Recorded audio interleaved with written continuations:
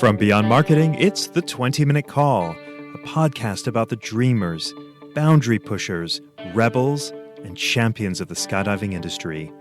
Each episode is a narrative journey highlighted by the highs, lows, and luck that the skydiving industry delivers, as told by the most influential people within the sport. If you've ever dreamed of becoming a skydiver, perhaps opening a drop zone, or becoming the next world champion, check out the 20-Minute Call hosted by me, James LeBarry.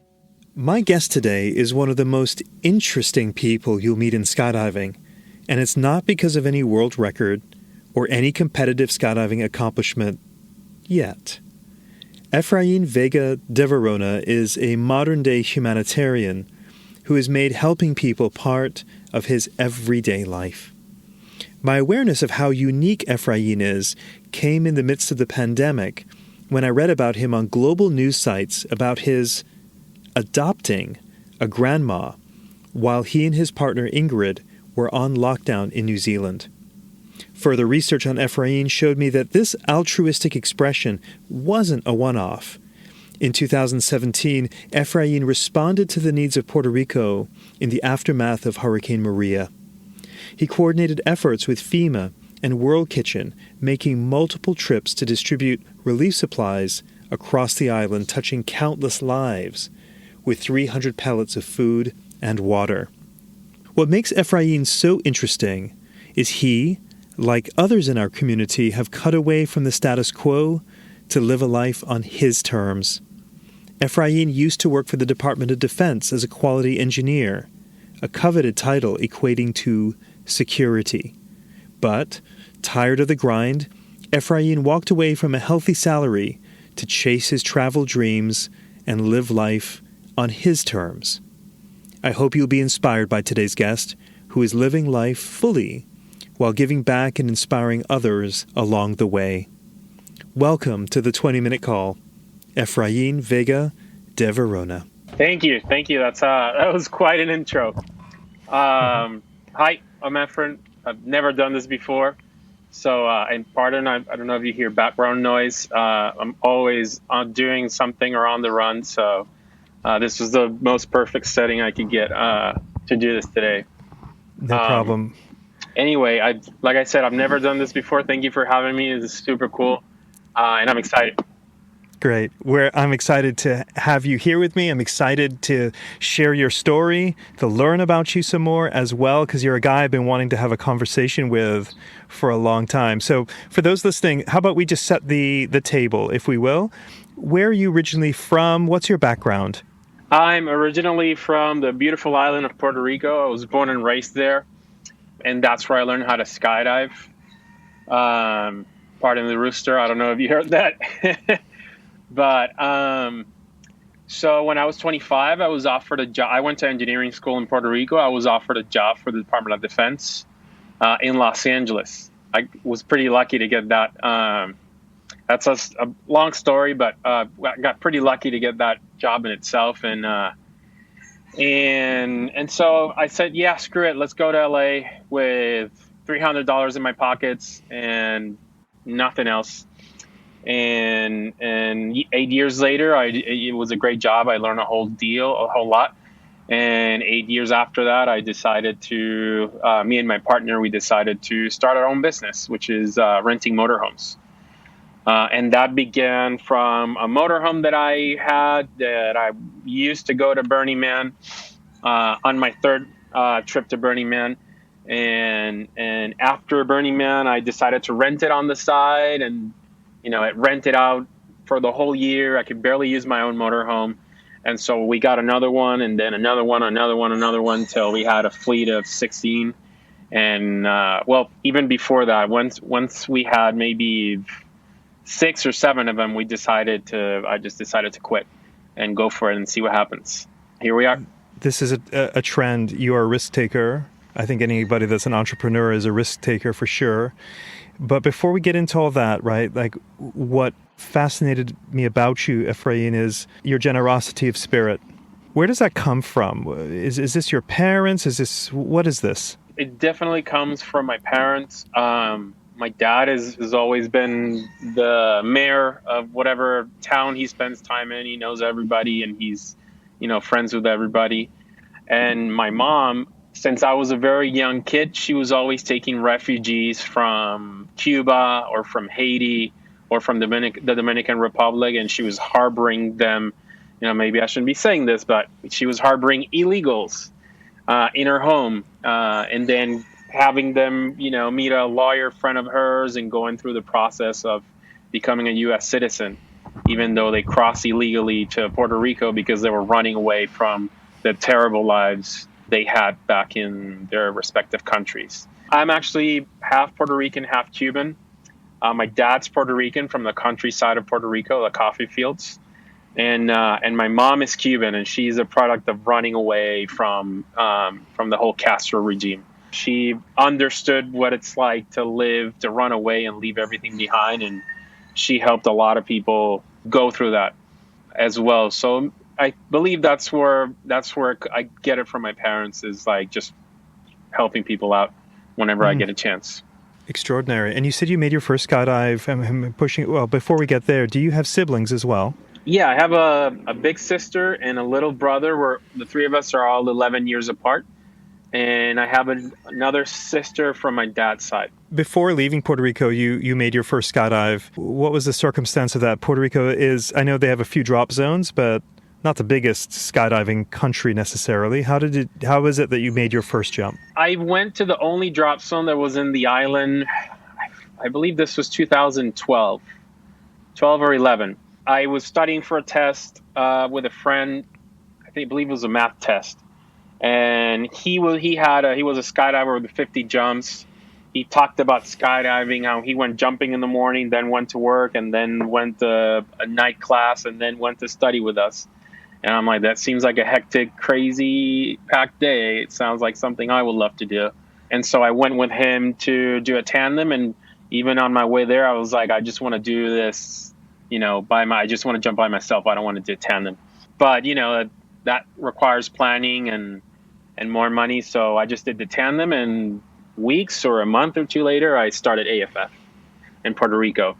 And yeah, Puerto Rico, it might not sound like there is a big skydiving scene, but as of recently, there is a school that started, I believe it's going on 9 years now.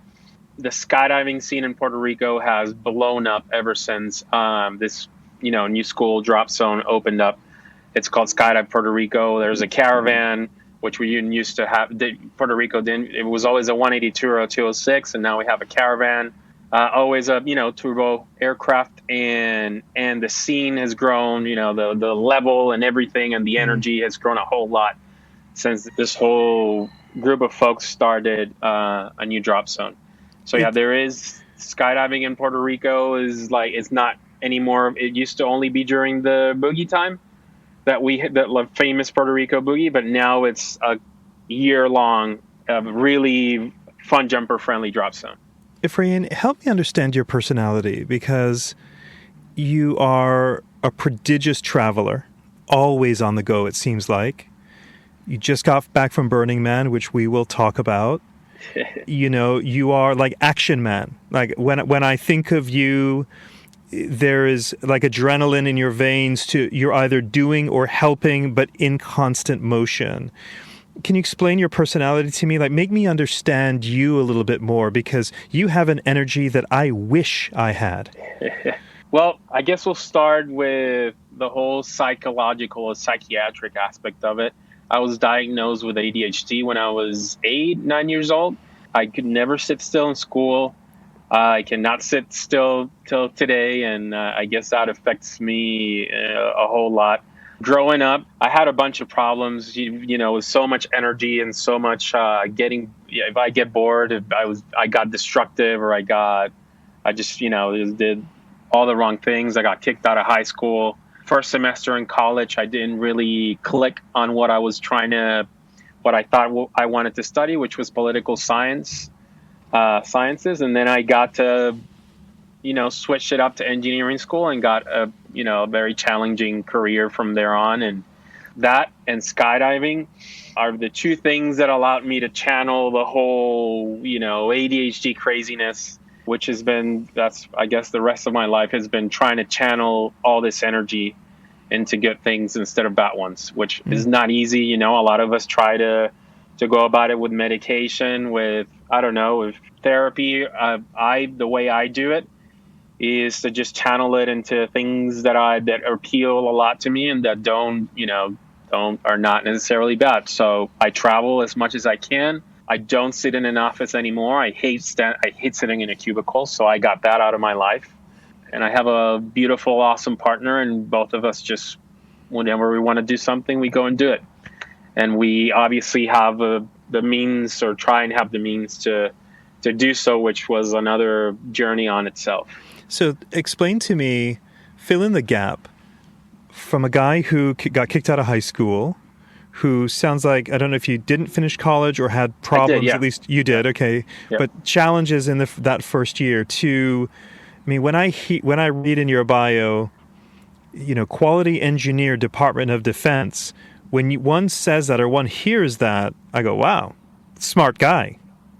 So clearly super smart, but how do you go from the challenges of having ADHD and landing what sounds like an incredible job? I landed that job because very early in my college career, or when I was in college, I decided to pursue internships.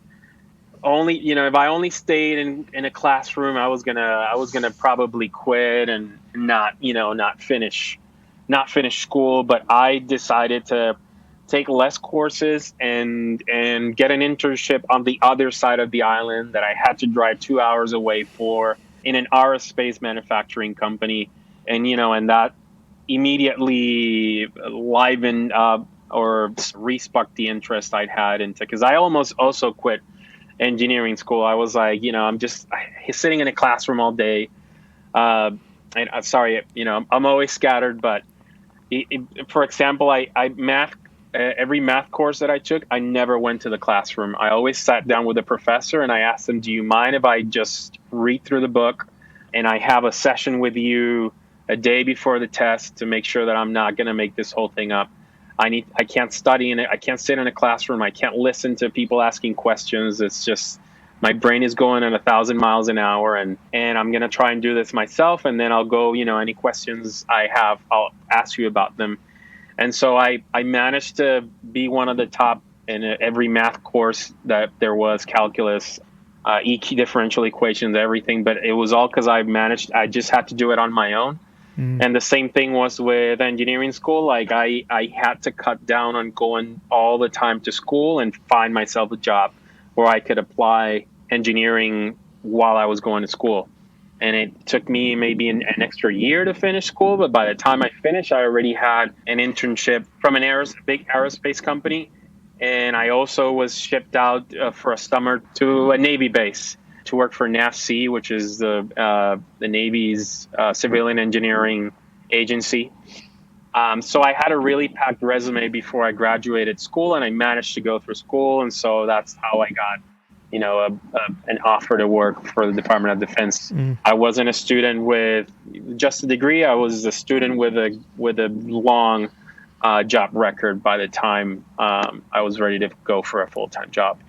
There's a skydiver in our community, a guy named Peter Shankman from New York, and he has ADHD and has really identified that ADHD is really almost a superpower if you allow it to be, if you harness it, rather than maybe society that doesn't understand it might look at it as a negative. It's actually a supreme positive. Sounds like you agree. That's very true, and that's also very wrong at the same time. It's a superpower that will get you hyper-focused in a lot of things in life, and you will also miss out on a lot of good things in life, unfortunately.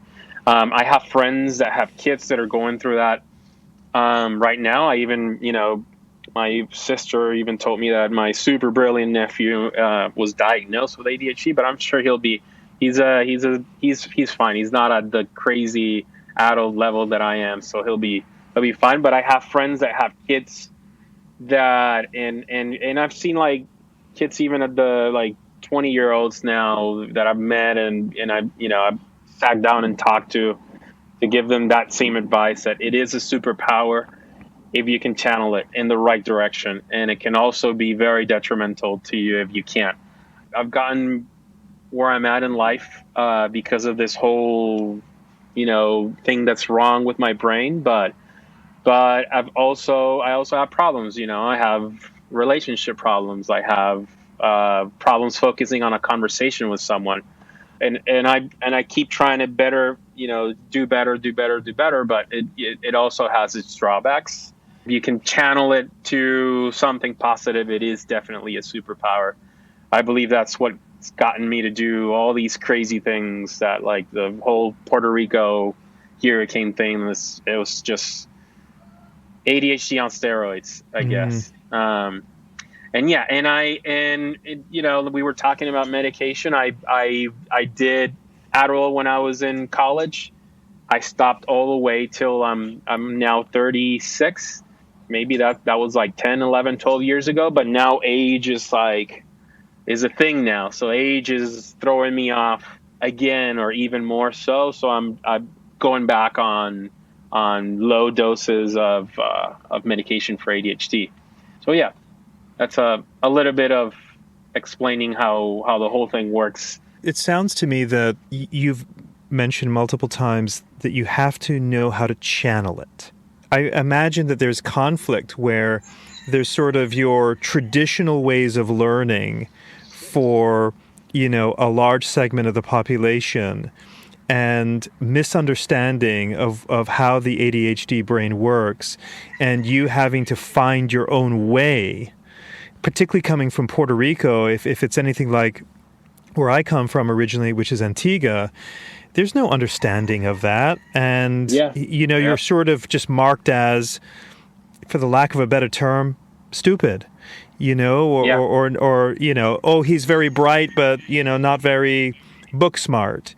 I admire that you've been able to find your own path, when I imagine, particularly in Puerto Rico, that you're trying, there's only one path and it just doesn't work for you. Yeah, I had terrible bosses. I had great ones. I've learned from both. I'm definitely not made for the standard 9 to 5 report to your boss and have a constant eye on you and do your mundane tasks every day to go home and repeat the same cycle again. I will fail. I know that this doesn't work for me. So I had to do something else completely. And a lot of people are afraid to do so. And that's, I think, and like you said, in Puerto Rico, it's Latin communities. We're all very harsh on each other. And we're all also have the biggest hearts, but we're all, work wise, you got to get this done this way or that's it. We're all very stubborn. I was just not cut out for, not even in Puerto Rico, in the U.S. still, I'm not a corporate, maybe if I found a different work culture, but at least the ones that I've been exposed to when I was in the private sector as an engineer and the companies I worked for, I had a great time. I believe I did great while I was there, but then I started hitting that decline and I quit before I looked back on any. That's the whole thing. I've always tried to do to look good on everything I've done, and whenever I know that I'm not gonna be who I am, I just find something else, or I just this is not for me. Which in itself though is courageous.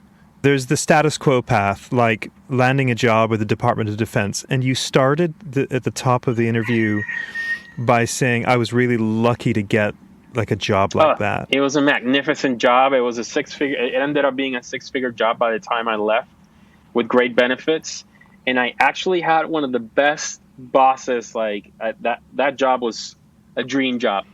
My first few years, I traveled a lot. I was very hands-on, and, I was doing a lot of exciting things. And then I was getting, climbing up the ladder and doing more mundane tasks and more office tasks, which I was okay with, but I was only okay with because I had an amazing boss. I'll think of him. I'll say he was like a dad. He was a great person. He was never micromanaging, and and always looked out for me, and I always looked out for him. But when he said he was going, I was already planning on maybe I need to find something else to do. But then he comes out to me and says, I'm going to retire. That was my, I knew it wasn't going to get better from there. And I was already looking for an excuse to start doing something else. So that was a catalyst to leave the very awesome, dream job that a lot of people desire, to have stability and to have, a good paying, good stable job. If you're a DZO or DZM listening to this podcast and you're not using Burble, I've got a question. Why not? If the reason is price, what's the cost of your time? Other booking and manifest softwares are a one-size-fits-all. Burble was built from the ground up by a DZO for DZOs to maximize efficiency. Now, isn't that nice? There's no software that compares. Choose Burble. Burble. Part of my admiration for you is most of us, possibly even myself, would say that's security. That's a great job. It's not ideal for me, but I'm going to stick with it. And what resonates with me as you were talking is an expression my grandmother would often say, which was, to thyself be true. And to yourself, you were true and going, this is not for me. Society says I should stay in this job, and off you went to start your own venture, which we'll get into here shortly. I'd like to have you tell me a story. You and I have a mutual friend in Jorge Alonso. He's one of my best friends. I've been to New Zealand a couple of times, and I know that he went to New Zealand and fell in love with his time there. And he is from Puerto Rico, and he happens to be at the same party as you in December of, I guess, 2019. And he's telling you about this most extraordinary experience he's had in New Zealand, and that you should go. And you, being the person that you are, you do go. I mean, it sounds to me, as I understand, it was almost sort of like it wasn't like you were planning to go to New Zealand before that conversation, or at least as quickly as you did, and you did. But you went in, February of 2020? I believe it might have been the end of February. We just moved here. I have the pictures of the flight somewhere around here. I'll look for them later, but I believe it was beginning of March.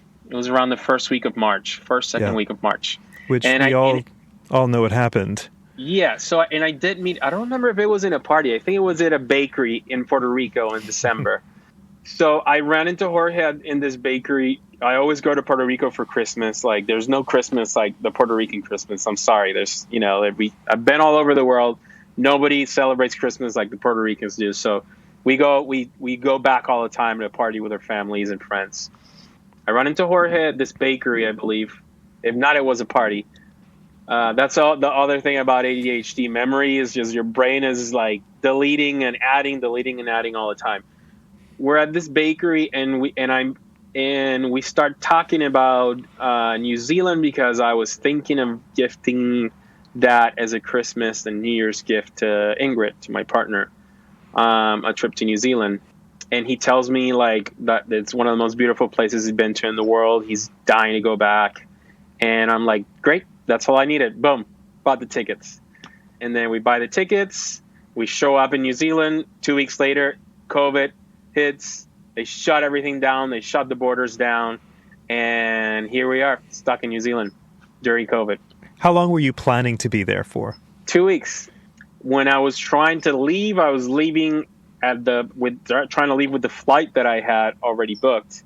There was no way of getting anything earlier, and there was no way of getting out either. They started canceling all their flights out, and we're hearing the messages. If you're still in New Zealand, find a place to stay for a very long time. I started looking for an Airbnb. I messaged someone on Airbnb, and everybody said they're booked. And being the nice people that Kiwis, New Zealanders are, I ended up messaging someone that said she didn't have availability, but she's going to call a friend of hers. She calls it her friend, and her friend says that he's got availability. He had this magnificent, beautiful house on the top of a mountain overlooking the ocean. He just needed somebody to occupy it, so to make sure that everything works. And he was like, he lived, it was in farmland with 8 cows for neighbors. And the owner was maybe a few blocks away from us. It's a single guy with 2 kids, which was essentially our family during lockdown. We all cooked. We have videos of Ingrid teaching the owner salsa lessons. Yeah, making mojitos. He had everything that our signature cocktails. We make the best mojitos in the world, and he had all the mint, all the limes, all the lemons. We already bought all the rum before the lockdown started, and so we were locked down officially for a month and a half in what was essentially the safest country to be in the world. It wasn't planned; it was just pure luck. And then after that month and a half was over, they completely eradicated COVID in New Zealand because nobody could come into the country. You could leave. You couldn't come in. Well, first of all, the month and a half, nobody could go anywhere, not even the airport. So it was a month and a half where you couldn't do anything but go to a pharmacy, gas station, or a supermarket, or else you get arrested. Not even work out outside. So we did that super strict lockdown, and then all of a sudden there was no COVID. And you didn't have to wear a mask. You didn't have to do anything. There was just absolutely no COVID.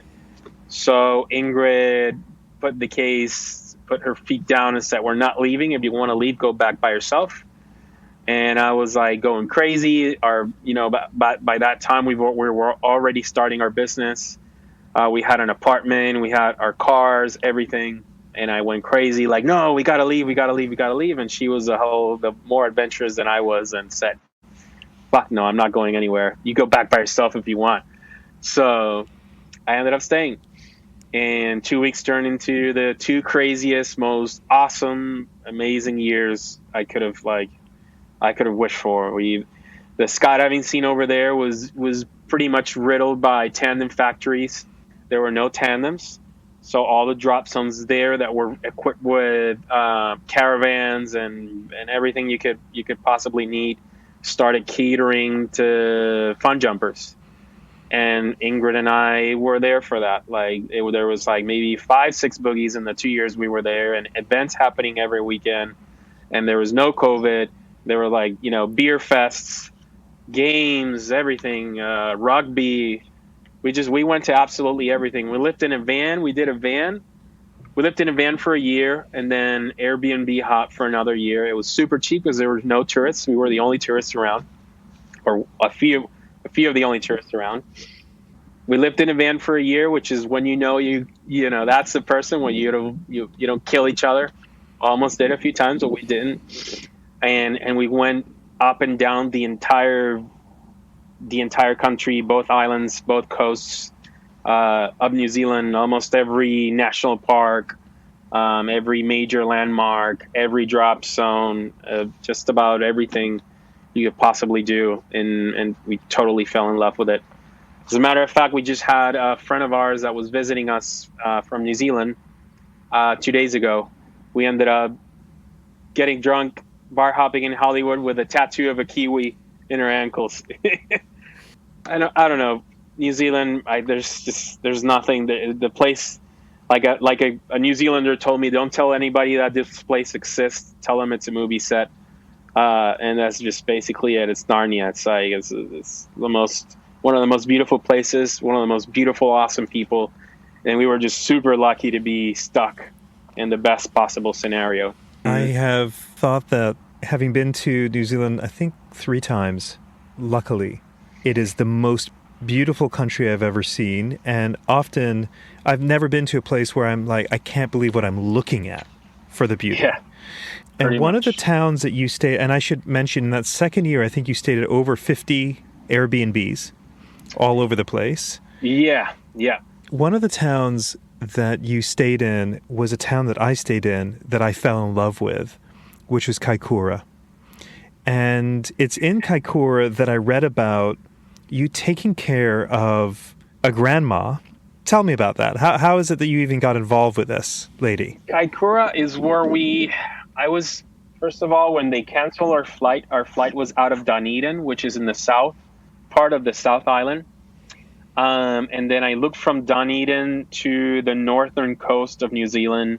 We couldn't even cross to the North Island anymore. We had to pick a place to be stuck at, to spend who knows what amount of time in the South Island. So I looked from Dunedin to the north coast, and I saw this little town called Kaikoura. And I looked at, there's only like, I don't know if this is going to be the zombie apocalypse and we're all going to have to be, shooting zombies in a week or two, whatever. They're making a great deal out of it. I was one of those like, nothing's going to happen, but I still like prepared for it because, we're Puerto Ricans. We've gone through a lot. So we prepare for the worst. We found this town, Kaikoura. We found different other towns up north, and we actually had a customer from New Zealand that was going to be on his way to Los Angeles to rent a motorhome from us.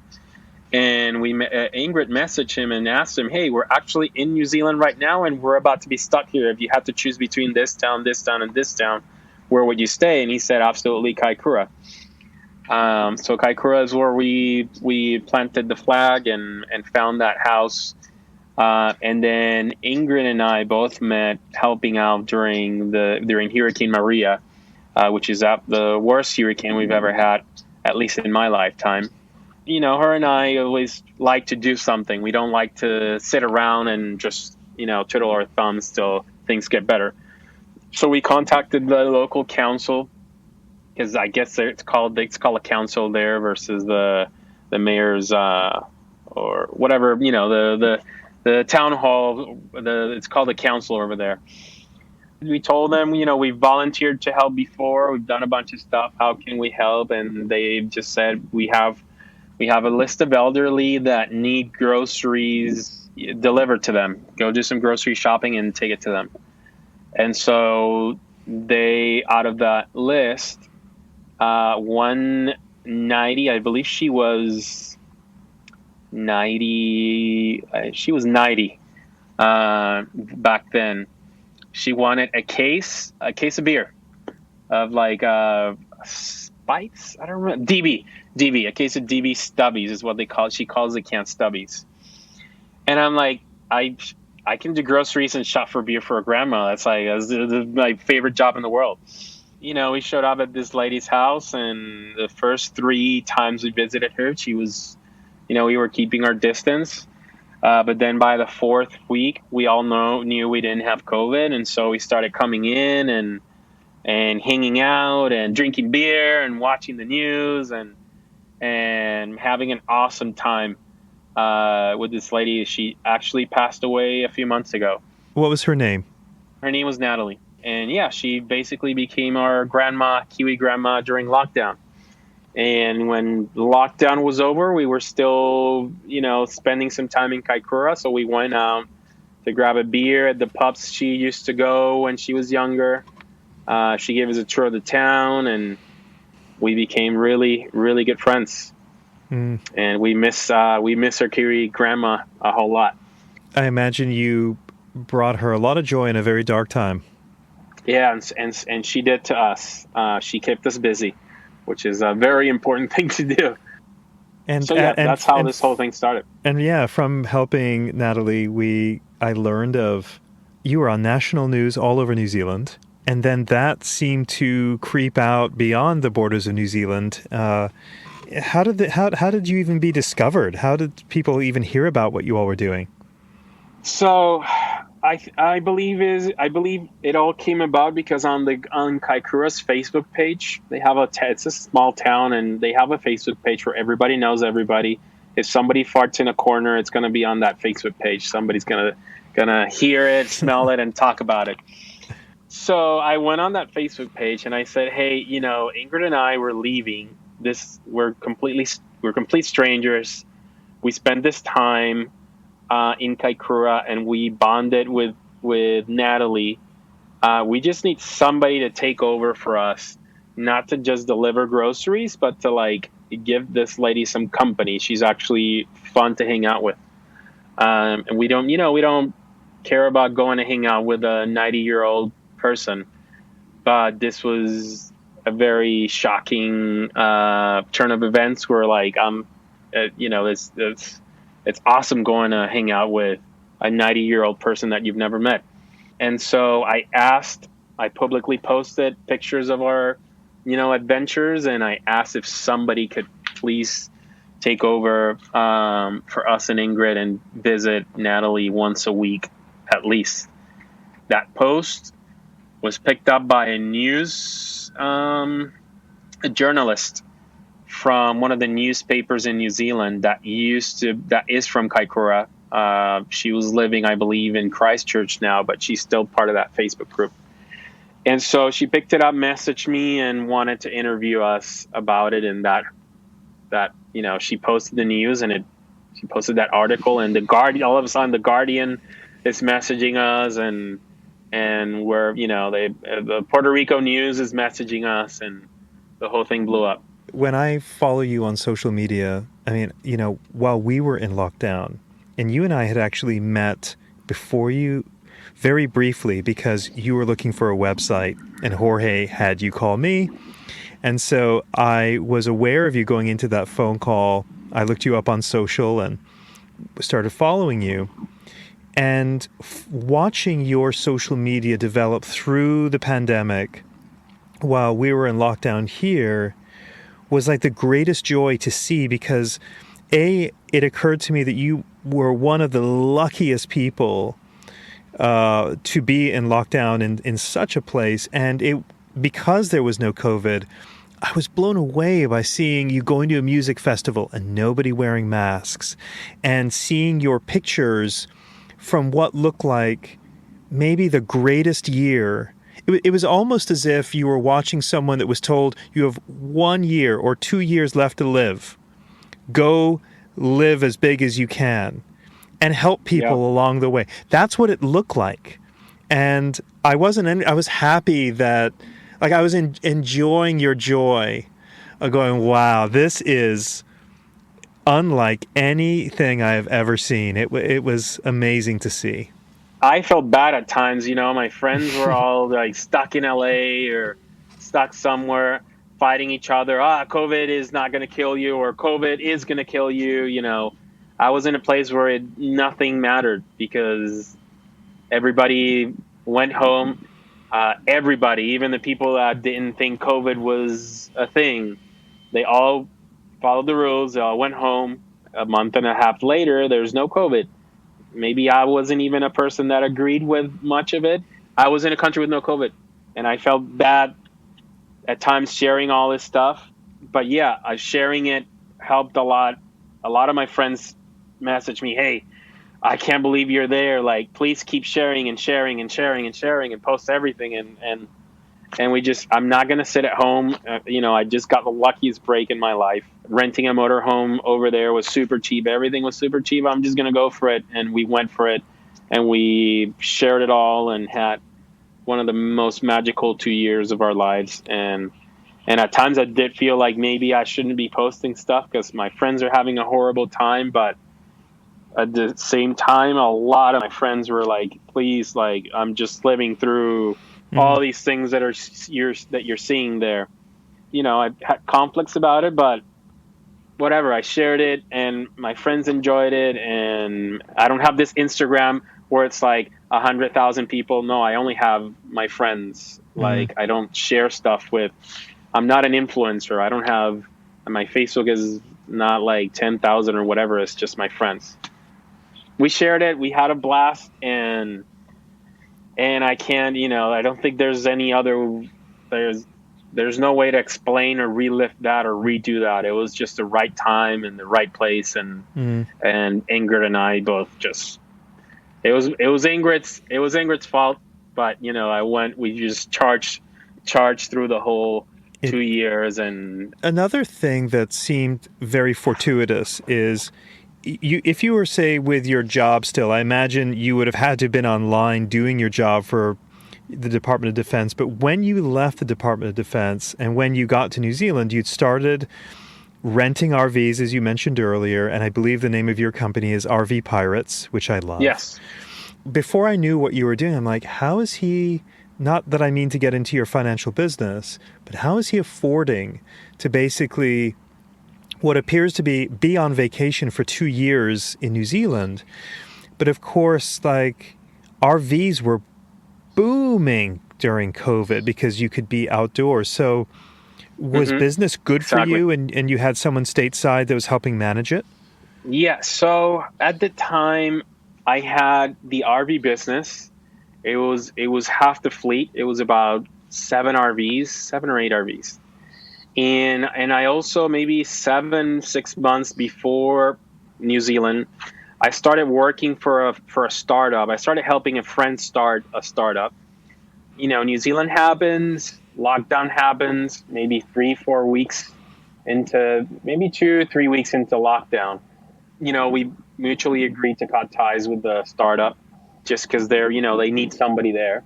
And then RVs, like the first 2 weeks from COVID, I thought I was just going to throw everything away and just figure something else out.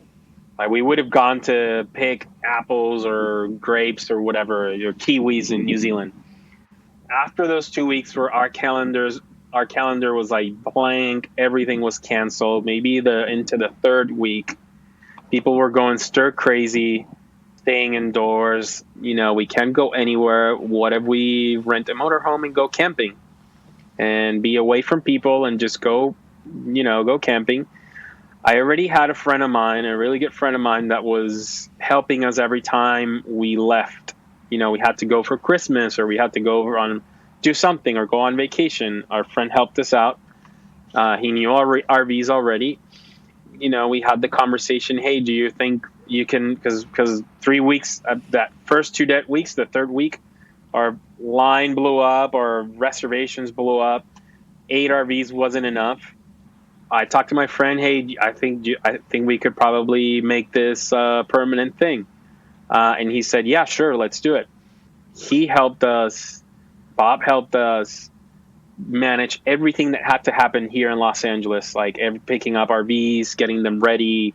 He even went to buy some more because all of a sudden, we just couldn't handle demand.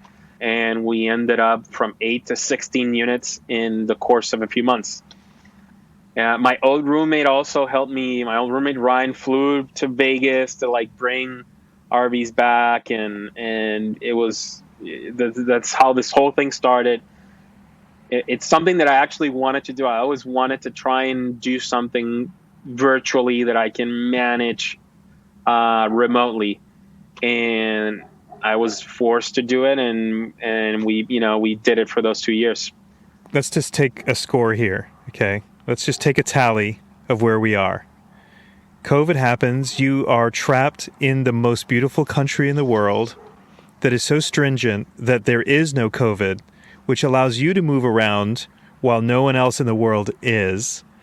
And you happen to be running a business that thrives during a pandemic. I mean, how good is that? Yes, it's things in life. I can't explain it. I'm not a person of faith or anything, but who knows? Pure luck or just surrounding. It may be that the universe is looking out for you because you have also given to a lot. We haven't gone into too much detail about the devastation of Hurricane Maria, but one thing that stood out to me was, and I've been through hurricanes in the Caribbean too, is usually the feeling is I need to get my family out, or I need to help my family.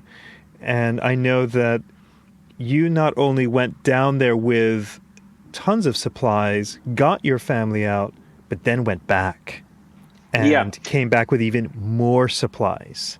This is incredible. That's a long story too. I guess before we go into that, part of the success up until now has been surrounding ourselves with great people. We try to never take, or if we take, we give back the same or more than we take. I don't know. I'm just super blessed to be surrounded by amazing friends. Bob is a friend of mine, and almost everybody that has worked with us are either friends of ours or somebody that I, have confidence, that introduced me to somebody they have confidence in.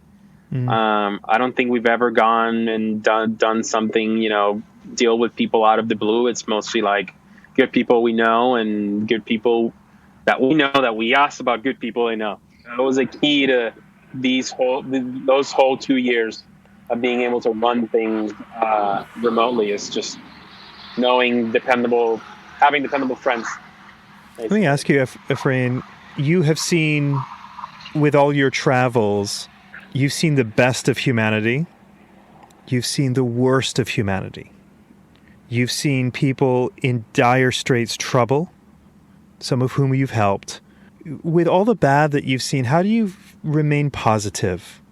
I don't know. Maybe I'm just a half glass full kind of person, but yeah, I've seen a lot of misery, and that has definitely taken a toll on both of us. And it still does to this day. But I always balance that out with good.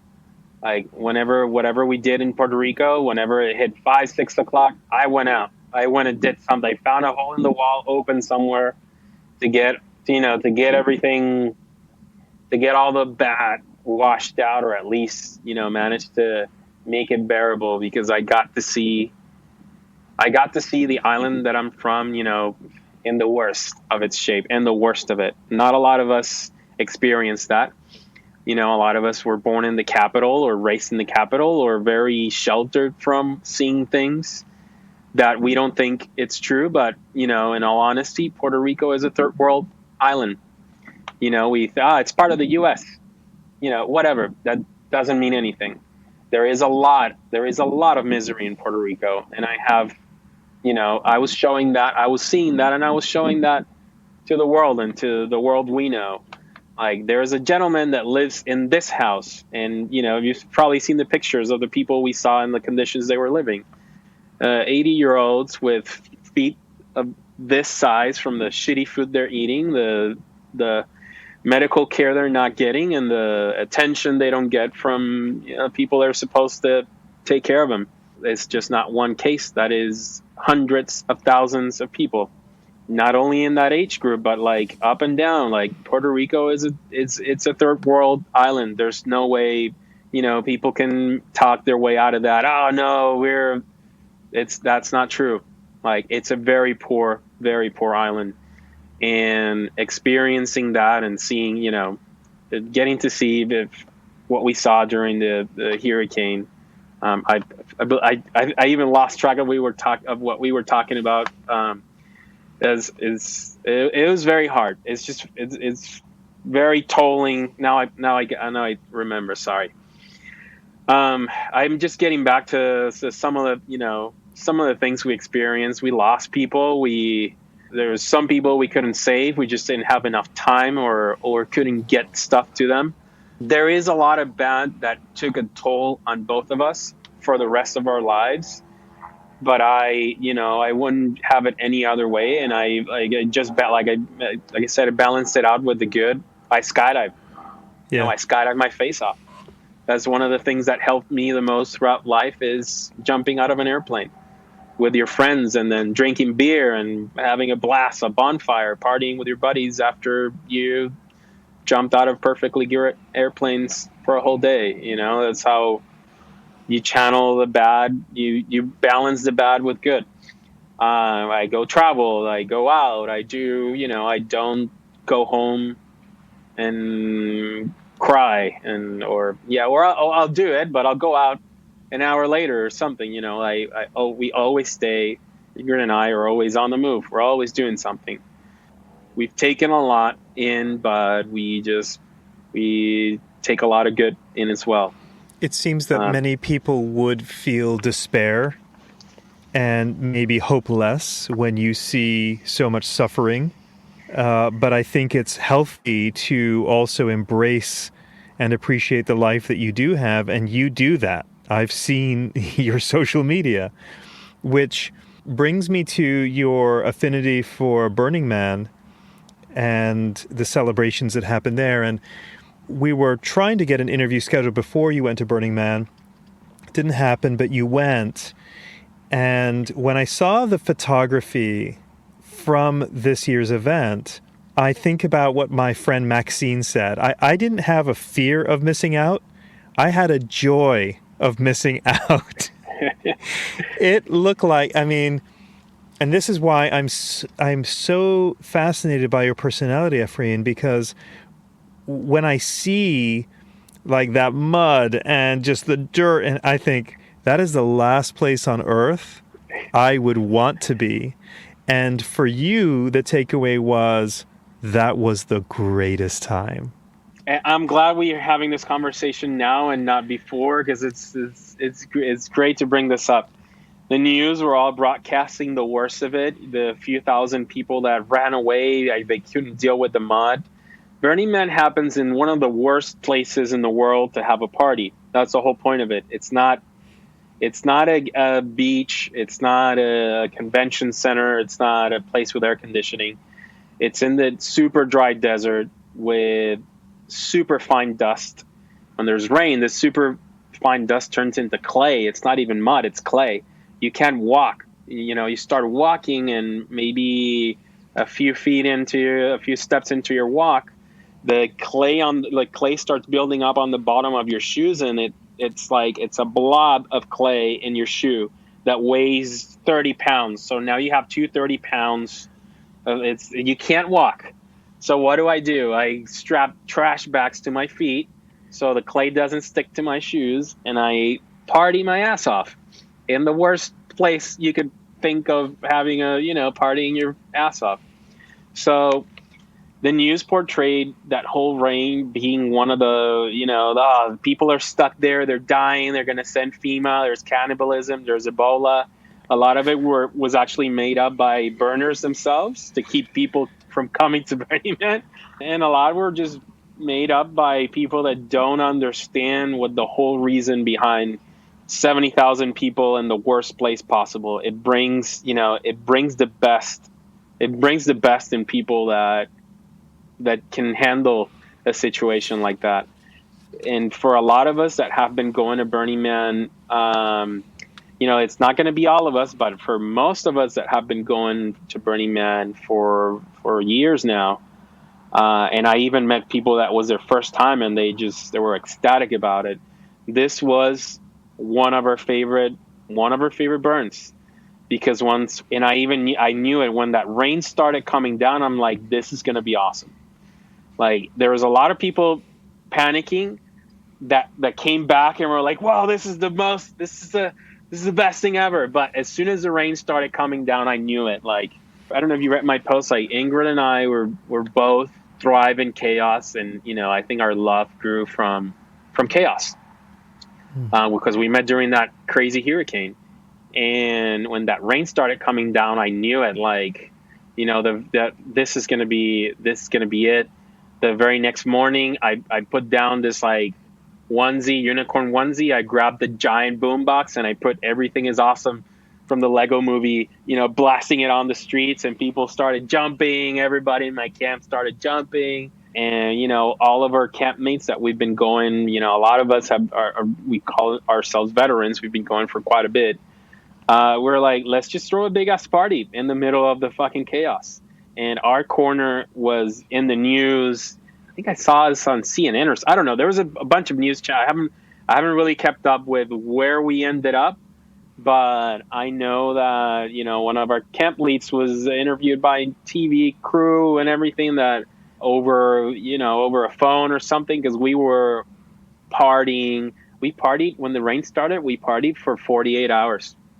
I obviously took disco naps and we slept and whatever, but we did not stop. We just were like, let's just rage, forever. I wasn't chasing the dragon anymore. I wasn't going for that event or that art car or whatever. We were just having a big family time and inviting everybody else on the block to come to our fucking rain muddy ass grounds and party and have a good time with us. My introverted spirit is like dying inside at the thought of it all, but you would have like experiencing that. Yesterday our camp had a meeting, and one of our camp leads that have been going to the burn for over a decade, 15 years, 20 years. I don't remember how much, but he's been going for a while. think 2009, 2008, something like that. He said it like, I don't think we're ever going to have a moment like that at Burning Man again. I hope that we do, but he might be right, because that was the harshest weather situation that there's ever, in my experience, and a lot of people that were there, that's ever happened in Burning Man. And that created an energy, and like, you know, by the time the rain was over, when they actually burned the man, they burned the effigy, the man, on a Saturday. They ended up burning it on a Monday. When we surrounded the effigy with the thousands of people that were still there, we were all like I felt like I was in New Zealand stuck during COVID, you know, like we all survived this craziness. Like all the hard ass, badass motherfuckers that don't care, you know, we went through it. We partied harder, and we're here to see this thing burn down. Like the energy was so intense and so amazing that it was one of the best Burning Mans we've ever had. So contrary to what you saw on the news, it created for thousands and thousands of us, more than the people that ran away, which I think was a small number. It created one of the most unique situations to experience. This podcast is sponsored by Beyond Marketing, the digital marketing agency for the skydiving industry. Now, I'm not a fan of lots of ads during a podcast. I mean, who likes ads? So I'll stop talking about how marvelously wonderful Beyond Marketing is. But if you're curious about what the amazing people of Beyond Marketing do to help drop zones and manufacturers thrive, then you should check out their website at dropzone.marketing. That's dropzone.marketing. It seems like this is a theme for you, Efrain, is you make the best of anything, you know, and the worse it almost seems like it's the better. You're constantly in motion. So what are you focused on now? What's the next thing? I don't know. We never plan the future or anything. We just live in the moment. Right now, we just moved to a new location. We've always rented space from an RV yard, and now we have a yard of our own with a house attached to it. So we've been nomads for 3 years. Now we have a house. It's playing a lot with my head, but now I got to get used to having a home again. Yeah, I could see how maybe you could go stir crazy being in one place. At least the place is awesome, and we'll see. We'll still, you know, this is just another chapter. We'll see how this goes. You are preparing for like an RW Big Way in Puerto Rico, is that right? Yes. So there is a guy named Carlos in our drop zone who started building Big Belly Crew. You know, he started growing the belly scene. The belly scene is normally, in most places, it's been phased out by free flying. I free fly. I don't know anything. I didn't know anything about RW at all. You know, I always knew it was shameful. Every time you're asked to go on a hybrid, you know, I'm like, fuck, I'm gonna sink. And all of a sudden, I went down for Christmas, and I spent Christmas and going over to the drop zone in Puerto Rico, and here's Carlos like throwing belly camps, and I'm like, fuck it, I'm gonna go to belly camp. It's gonna be boring. It's gonna be whatever, a bunch of old dudes. So we'll do it for a weekend. And all of a sudden, like, I'm ending up in Dan BC's camp in Skydive Paris. You know, like enjoying the shit out of RW. It's another world of skydiving that I missed out on, and it's been awesome it's actually a ton of fun, and it's been awesome to have both skills. You know, I'm not a pro in the skydiving world. I like to say I'm more of a jack of all trades, master of none, but now I can RW and I can free fly, to a point in both, not to the pro level, but I can hang, you know, and whatever, not nothing crazy, but I'm excited about this RW record. And I was here in California. There was one of those P3 camps from Dan BC, and I went to that to get even more ready for that event, which was P3 was awesome, was amazing. I recommend it to anybody, even tell me whatever. I highly recommend it. What was your any takeaways or highlights from Dan? We all know Dan, but from having jumped with him, what was sort of the thing that maybe surprised you about him the most? He's super humble. He's a ton of fun. You know, how do I explain it? So there's people there's ninjas, and then there's ninjas that are teachers. And when you find a ninja that can teach, that's like, that's it. And Dan is one of those guys. He's a fun, he's a ninja, and he's a fun, awesome person. And Kate Cooper too, we've been following each other on Facebook. They're awesome people to learn from, and you're having fun, and you're learning from someone who knows a fuck ton about skydiving.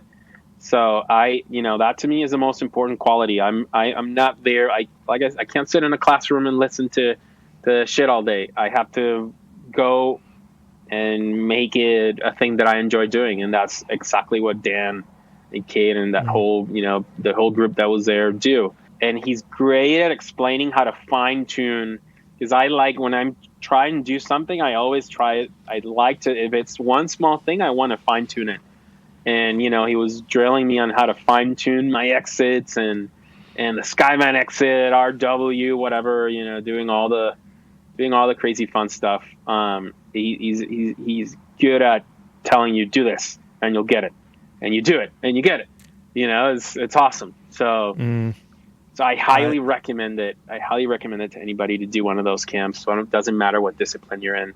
There's a lot to take away from it. There was actually another, world-known free flyer there that was taking the course to learn to take some things back to the head down record. It just there's a lot to learn from Dan and from Kate and from his crew.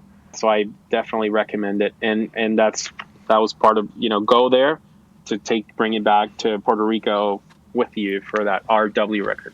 Efrain, I want to say that your humanity, your spirit is inspiring.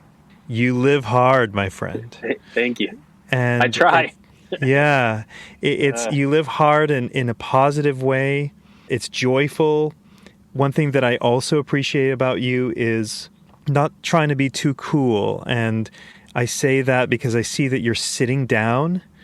And, there's an amazing video of you having a rough landing on a rock after a balloon jump, I think. And you shared pictures of the most bruised ass I have ever seen in my life. Oh, you're sitting down on. You're sitting on a big foam thing. Yeah. I mean, so your humility, your generosity, your humanity, your way of living big is something that I have admired and that I can learn from. And I'm just so grateful that you're willing to share your story. Yeah, and I'll talk a little bit about that. We always talk about something that Dan talks about. We always talk about complacency. Complacency, like a lot of, the old, if there's somebody with 20, 30,000 jumps that talks about complacency. Listen to him. That's why he's got that many jumps and why he's not dead. So I got complacent. I went to sleep at like maybe 2:30 in the morning.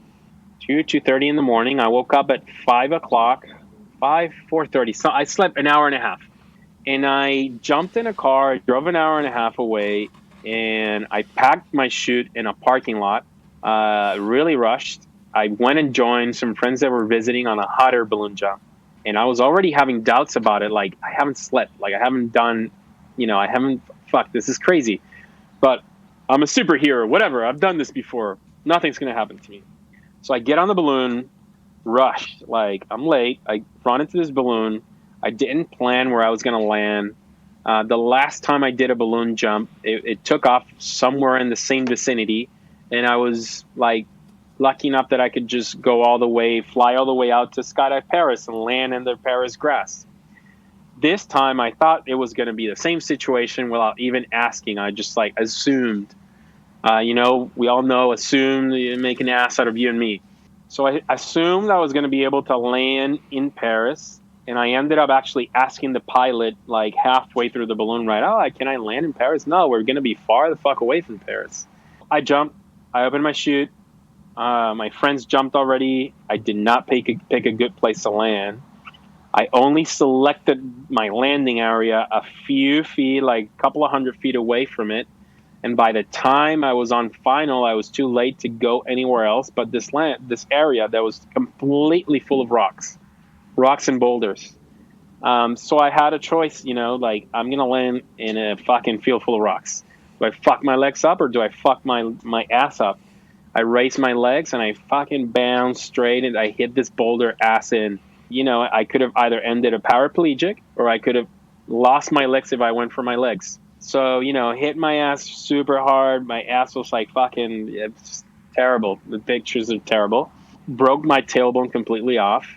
Went to the hospital. The folks in the ER were surprised I was even walking. They even asked me if I could take a piss or I could take a shit. And I went to the bathroom to make sure both things worked. And it wasn't until like 3 days after that, like I got complete function. And, the doctor was telling me you could have like ended up in a wheelchair for the rest of your life. When you were on final, did you realize like this is going to be bad? Oh, yeah, I did. Yeah. I did. I was in final. I'm like, fuck, I'm fucked. What do I do? Do I fuck my ass or do I fuck my legs? I let the rock fuck my ass straight up. Going back to that, it's what we talk about complacency. I've jumped out of a hot air balloon before. I've jumped outside a drop zone before. It's never had a problem like that. It's not going to happen to me, and it did happen to me, and it can happen to you, and it can happen to any of us if we don't, take the time that we need to rest and to plan a good skydive. But it's crazy, especially from a fucking hot air balloon that you don't know where you're going to end up. What's so crazy, Efrain, is I didn't know it was that serious from your social. Like, even when you landed and were hurt, there was still like this positive vibe, like, I'm good, sort of thing. And you still went to Burning Man and, it was more jokes about how you just couldn't sit down. I had no idea that you broke your tailbone off. Even in the hospital, like, what do I do? Whatever. My Ingrid was there. We watched TV. We make jokes with everybody, the doctors, whatever. Like, I just try to see the best of it. And then one of my favorite things to do is to skydive into Burning Man. That's probably my favorite skydive. Is the first time one of the first times that I skydived into Burning Man. Sorry, one of the first few times. Burning Man was a month away, and the doctor said you're fucked for a while. There's no way you can get back to skydiving, to anything. And so I forced myself to walk a whole lot. I was walking in the ER. They were telling me, sit down, you can't go anywhere, you have an injury. I was walking like, I don't know if you saw the video, I was like walking and trying to walk in the ER, trying to start my recovery in the ER, and it just didn't stop since. I stopped drinking for a whole month. I've never done that. I'm Puerto Rican. I fucking drink almost every day or every other day, whatever. I stopped drinking for a whole month, and I went to the gym 3 times a week, and I walked. I ended up walking 10 miles a day. I can't run that much still, but yeah, 10 mile walks at the end of a month. And Burning Man came. And I'm like, I know I shouldn't do this, but I worked really hard for it, and I think I can pull off one jump if all the stars align. So I wake up at like 4 or 5 in the morning for a sunrise jump into a party that was, a bunch of my friends throwing a sunrise party from their art cars. I go to the airport. I was scared. I don't think I've ever been that scared since, I don't know, AFF or something like that. I was scared shitless. I'm like, I know I shouldn't be doing this, but I worked really hard for it, and everything is, I know I'm gonna have a good landing. I know I can do this. I've done this before. I have the right. I worked my ass off for it, so I went for it, and it was one of the most beautiful, skydives I've ever had. I landed. Everything was fine. My friends were there. I hugged the fuck out of all my friends. And Ingrid is there too. And we, she wanted to kill me. She still wants to kill me. I'm going to say what I know several of our listeners are thinking. And that is, Ingrid must be one incredible human being. Oh, she is. She's the best. She's the best. I put her through a lot. And yeah. She is the best thing that's ever happened to me. And I try not to take it for granted. I think she's hearing from inside the house probably, but I try not to take it for granted. And she's always there for me. And she almost killed me quite a few times, but here we are. Here we are. Well, we've almost killed each other a few times, but here we are. We're about out of time, but I will say this, Efrain, I've really enjoyed learning more about you and who you are. And I would say that what came across my mind as we're talking is if we were in a really bad situation, if we were in a crisis, man, I want you there. Because I know you're going to come to everyone's aid. You're going to help out as much as you can. And when we get past that critical point, we're going to laugh. Yeah. That's basically it. Just, remembering the crazy times and how we got through them, which is very important how you get through them. So, yeah, I think that's what creates the bond between both of us. We met during the worst disaster that's ever happened in our island. And we were one of the most effective forces of nature that, that we were able to do so much with so little. And we just keep doing that. Just trying to do that. Y'all are special. Thank you for your time, my friend. It's been an enlightening conversation. It was fun. First time. Thank you. Thanks for having me, and hopefully I'll see you around. Thank you. Hey, everyone. Thanks so much for listening to the 20-Minute Call podcast. Please do follow us on your podcast app so you always have the latest episode, which is released every Monday. If you want to contact the team, our email address is podcast@beyondmarketing.xyz. This episode was edited and engineered by Garnet Znydrick of the YouTube channel Blue Skies Fun Days. Thanks for listening, and join us next week for our next episode.